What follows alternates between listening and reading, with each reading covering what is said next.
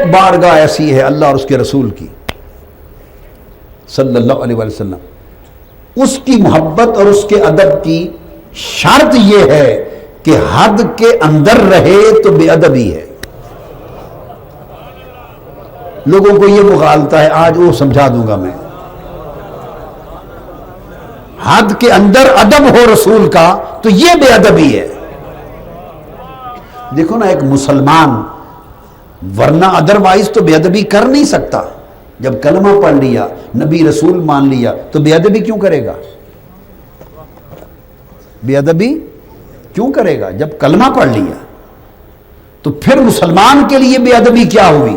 قرآن نے کہا اے ایمان والو یا ایھا الذین آمنوا لا تقولوا راعنا وقولوا انظرنا، اے ایمان والو، رسول کے ادب کا عالم یہ ہے کہ جب تمہیں کوئی بات دوبارہ سمجھنی پڑے تو یہ نہ کہا کرو حضور ہمارے اوپر رعایت فرمائیں بات کو دہرانے کے لیے، بلکہ کہا کرو یا رسول اللہ ہمارے حال پہ نظر کرم فرمائیں۔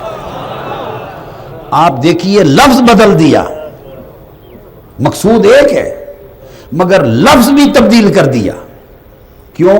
رائنا کہنے سے جو دشمن تھے وہ اس کے معنی کو بدل کر سوء ادب اور بے ادبی کے لیے استعمال کرتے۔ مومن تو تصور بھی نہیں کر سکتا تھا نا، لہذا دشمن جس لفظ کو بے ادبی میں استعمال کر سکتا ہے اس لفظ کے استعمال کو مسلمانوں سے بھی منع کر دیا۔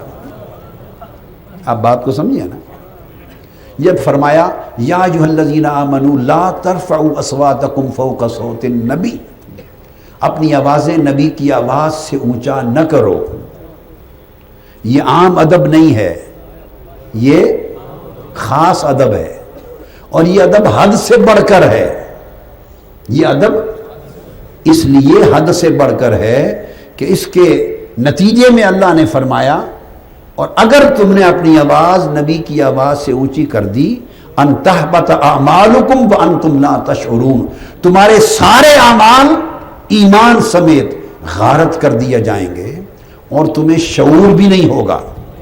یہ ہے ادب سے بڑھ کر، اعمال بھی غارت گئے، ایمان بھی گیا، ایک بے ادبی سے رفع الصوت کہ حضور کی بارگاہ میں مجلس میں، اور اب جالی مبارک کے گرد مسجد نبوی میں مواجہ شریف کے سامنے بھی وہی ادب ہے۔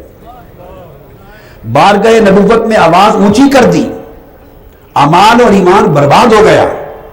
اب جب یہ ہو گیا تو آپ قرآن مجید میں دیکھیں گے بہت سی جگہوں پر یہ آیا ہے کہ اس سے اعمال برباد ہو جاتے ہیں، مگر یہ ساتھ نہیں آتا کہ وانتم لا تشعرون، کہ تمہیں یہ شعور بھی نہیں ہوگا کہ میرا ایمان اور عمل برباد ہو گئے، تمہیں پتہ بھی نہیں چلے گا، یہ ساتھ نہیں ہوتا۔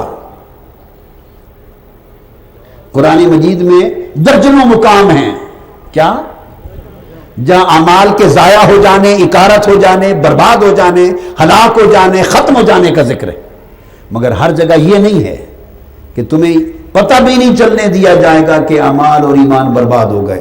یہ بے ادبی یہ رسول کے لیے کہا وانتم لا تشعرون، تمہیں شعور بھی نہیں ہوگا۔ کیوں؟ کہ اگر شعور ہو جائے کہ میں حضور کی بے ادبی کر بیٹھا ہوں تو پھر تو فوری توبہ کر لے گا، توبہ کر لے گا۔ اللہ چاہتا ہے جو میرے حبیب کا بے ادب ہو جائے اسے شعور بھی نہ ملے تاکہ بدبخت کو توبہ کی توفیق بھی نہ ملے اور اپنے انجام میں بد کو پہنچے۔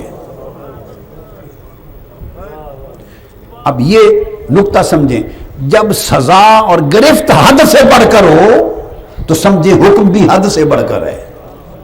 یا ایھا النبی انا ارسلناک شاہدا ومبشرا ونذیرا لتؤمنوا باللہ وتعزروہ وتوقروہ وتسبحوہ بکرۃ واصیلا، اے میرے حبیب صلی اللہ علیہ وسلم، آپ کو شاہد مبشر نذیر بنا کے بھیجا ہے اس قوم کی طرف تاکہ لوگ آپ کی آمد کے سبب اور وسیلے سے اللہ پر اور آپ پر ایمان لائیں اور وتعزروہ، اور آپ کی تعظیم کریں اور دین کی مدد بھی کریں، تعظیم بھی کریں، وتوقروہ، اور تعظیم میں حد سے بڑھ کر توقیر بھی کریں۔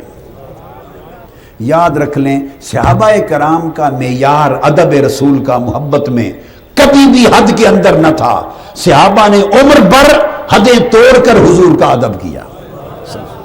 حدیں توڑ کر حضور کی تعظیم کی. یہ پیمانہ ادب صحابہ تھا. حضور علیہ الصلوۃ والسلام کے ادب کی جو حد ہے وہ بھی ایک حد ہے.